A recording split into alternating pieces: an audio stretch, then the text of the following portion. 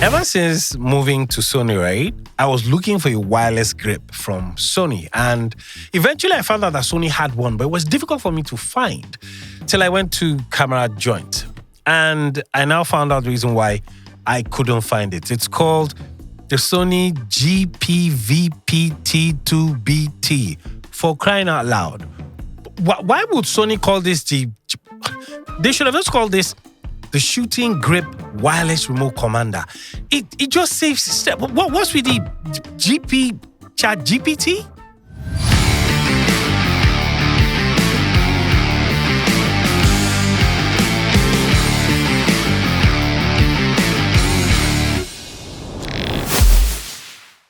Alrighty, so let's see what's in the box of the chip. The wireless remote control, you mean? Yeah. Okay, what else is in the box? Some manuals. And hold on one second. Yeah, that's it. So in the box, we have the controller itself. We have a few manuals, which none of us usually read. Well, there's a pouch in there. Okay. Alrighty, let's bring this out. Nice. Doesn't look bad at all. So it has a tripod looking. So it means it can stand on its own. Oh man, that's nice. Okay, so apparently this is where you insert the battery. You have to pull both, left and right. Okay, so that is the battery right in there. It usually has this white strip. For some weird reason, I think mine is in there. Okay, and it also has this stuff. There you go. So that's basically everything in the box. Let's try fitting this together. Alrighty, let's have a look at the features. Now, it's pretty simple. Right off the bat. On the side, you have this remote that enables you to be able to swivel this way or this way. That's with the camera in front, so you can go front or back. This is how you are able to connect it to, you screw it up to your camera. Then you have a few controls in front. You have photo, video, C1, you have TW zoom, and then you have the lock. Now with the photo, what you can actually do is you can actually take your photo with the remote on your camera. Next is a movie. You can actually record the video without having to touch the camera at all. I mean, that would make sense. It's a remote controller. The C1 is actually a customizable button, so you can actually map it to any of the controls you want, maybe focus or defocus background. Then this is actually to lock your settings. So when you place it on lock, it means you don't accidentally get to press on anything. Because it's on lock, it doesn't function. And in the middle, you have sort of like a zoom button. Now, I must warn that this only works using the digital zoom. So if you're using a zoom lens, you can't, I mean, right now I have the Sony ZV-E1. This is a prime lens, so obviously I cannot zoom with this. But what you can do is enable the digital zoom on your camera. I wouldn't do that really, because it might mess with the quality of your shots.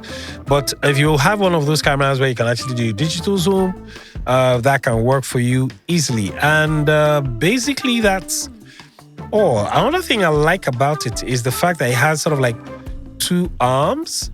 So you can actually drop it and use this for a talking head, or you can actually hold on to it. Another thing I like about it is, even though you can place your camera on this, you can also decide to use the remote controller on its own. How? Say you want to use it for a talking head. You can drop your camera on the tripod, and instead of getting close to your camera or running to and fro trying to, record, you can actually use this to focus yourself and record, and also use this map button for a shortcut. So I think this sort of like really works well. The remote control is pretty simple So what you have to do is actually go to the network settings. In there, you find Bluetooth. So in the Bluetooth, you go to Bluetooth function. And if yours is on off, you put it on. And then pairing, you click on it. Now, for it to work, what you're going to have to do is the fact that you're telling your camera to search for it doesn't mean your camera is going to see it. So what you're going to have to do is, if you can help me focus on this, what you're going to have to do is you're going to have to click on the photo and the T button on top. You're going to have to click on it for like a few seconds. When you do that, you're going to see a prompting on the camera, and that you have to pick. Once you accept, then it's linked automatically. If you don't do that, it's not going to pair. So don't forget, what you have to do is hold on to the photo and the T button simultaneously. I've paired mine already, so click on this and this. You hold it for a few seconds. There'll be a prompt on the camera. Follow the prompt and you're good to go. And that's basically how to set it up. So let's get outside and let's go have a look at how this thing works. I'm currently using the Sony wireless controller on my Sony ZV-E1, and it's remote control. So as it is, all I need to do to focus, that's it. So I'm in sharp focus. And on the camera, I'm using the Sony ZV-E1, but I'm using a Viltrox 16mm 1.8. To be honest, I'm in pain on my left hand because the lens is so heavy. So I don't think they actually made this for heavy lenses. So I would advise you, if you're going to be using this with a lens, use a lens that is not so heavy. Right now, I am in severe pains right now because I'm using this together. But at least for the sake of this video, I'm recording using the remote control, so I don't have to hold on to the camera or be trying to look for where the record button is. So this sort of just makes my life very easy. So it's really that easy to use. But please, whatever you do, do not use a massive lens on this remote control. You are going to regret it because you're not going to be able to last the entire duration of your recording. So with that being said, I'm getting out of here because my hands, I'm in pains. Bye, y'all.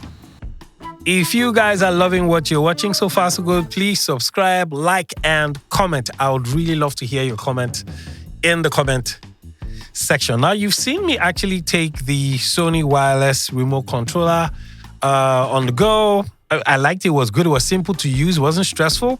In terms of pricing, as of today, it goes for $180. Now, the question I'll be asking myself is, who is this good for? I think this is good for talking heads. I think this is good for vlogging. But I think what I love the most about this remote controller is the fact that you can actually use it to control the camera from a distance. So you don't necessarily have to click on the record button and run to sit, to frame yourself. The fact that you can frame yourself using the remote control and record and stop, I think is just worth, $180. And that's it for the Sony GP-VPT2BT. That's it for the Sony wireless remote controller. And I'm gonna see you guys on the next review. Ciao. Sony VPT2.